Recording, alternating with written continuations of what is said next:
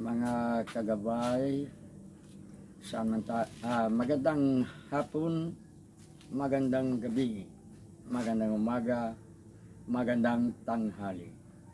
Saan man tayo naroroon, anuman ang ating mga ginagawa, una, adigit sa lahat, ating ialay ang ating mga sarili sa ating Panginoon. Sa loob lamang ng ilang mga sandali, ating damhin ang presensya ng Diyos.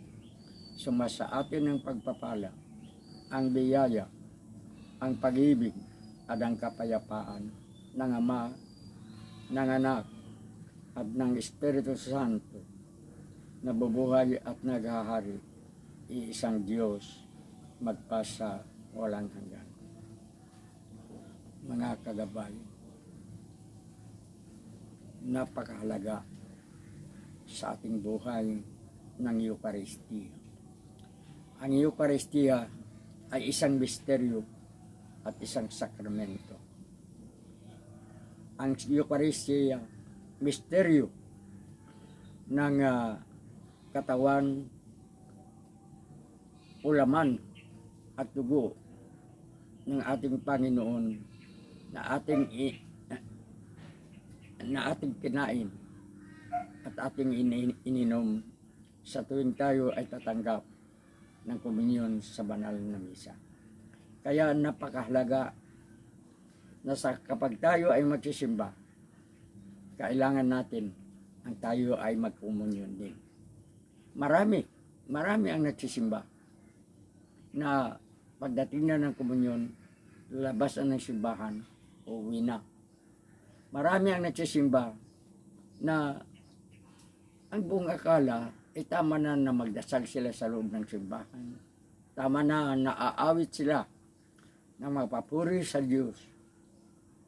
Manalangin sila, tama na para sa kanila. Ang hindi nila alam na kailangan din natin ang Eucharistia, ang Holy Communion. Ito ay isang misteryo. At ang Eucharistia ay isa ring sakramento na itinatag ng ating Panginoon. Kung gunitain natin ang ating paggugunita ng panahon ng Kwaresma na ang pinakatampok ay ang Semana Santa o Holy Week, dito itinatag na isang sakramento ng ating Panginoon ang Eucharistia. Sapagkat nung gabi, bago ibinigay ni Jesus ang kanyang sarili sa mga nagnanais ng kanyang buhay, tinipon niya ang kanyang 12 apostoles. At bago naganap ang tinatawag nating huling hapunan, lumayas ang isa sa mga ito, si Judas Iscariote, upang isa sa gawa ang kanyang pagiging Judas, ang kanyang pagiging traitor kay Jesus. So, 11 na lamang ang natitira sa tinatawag nating piniling 12. At dito, si Jesus, matapos niyang hugasan ng paa ng kanyang mga 11 alagad, kumuha ng tinapay. Pinaghahati-hati, siguro 11 hati din. Itinaas, nananalangin at nagpapasalamat sa Ama, nagpapasalamat sa Diyos. At sinabing, kunin ninyo ito at kainin.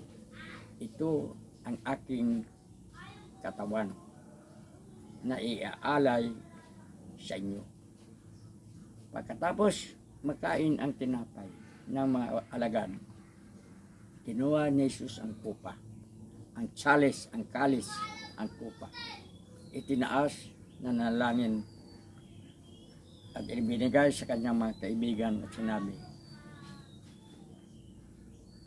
kunin ninyo ito at uminom kayo dito. Ito ang kalis ng aking dugo, the blood of the eternal covenant, ang dugo ng walang hanggang ipan.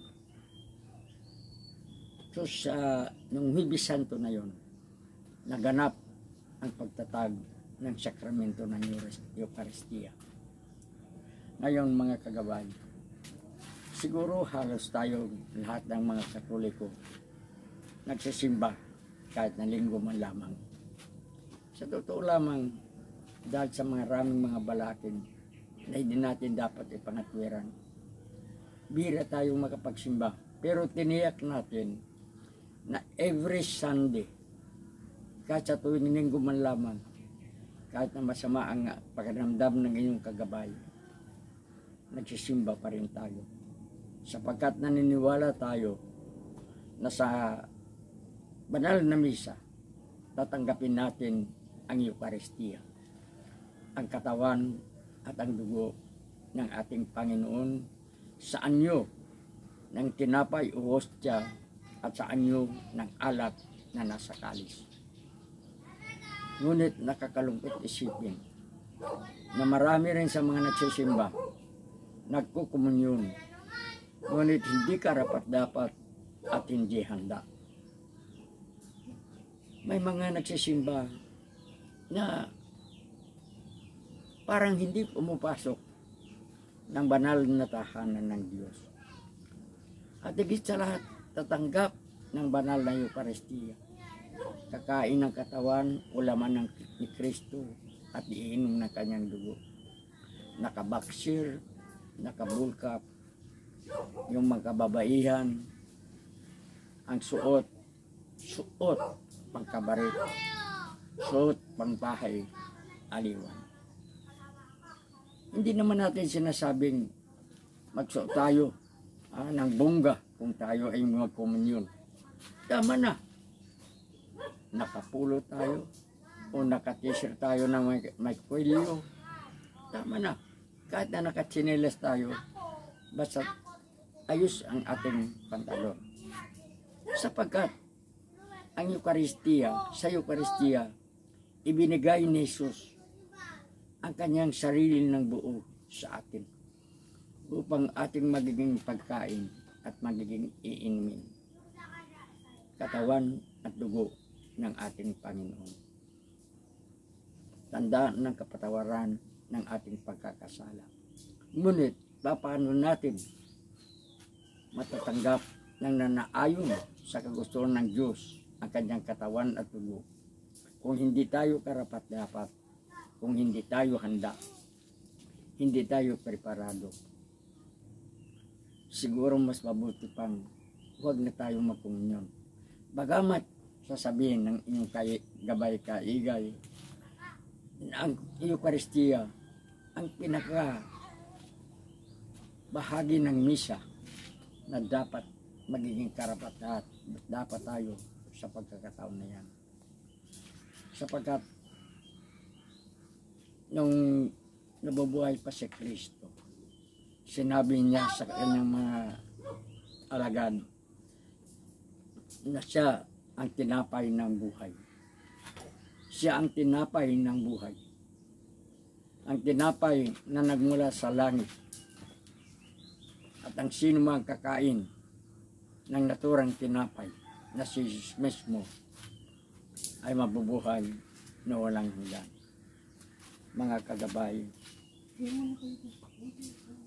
sa ating pagdalo sa banal na misa, sa tutuloy nating pagsisimba, sisiguraduhin natin na tayo ay tatanggap ng Eucharistia, ang katawan at dugo ng ating Panginoon.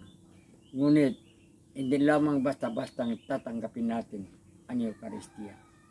Magiging karapat-dapat tayo, kailangan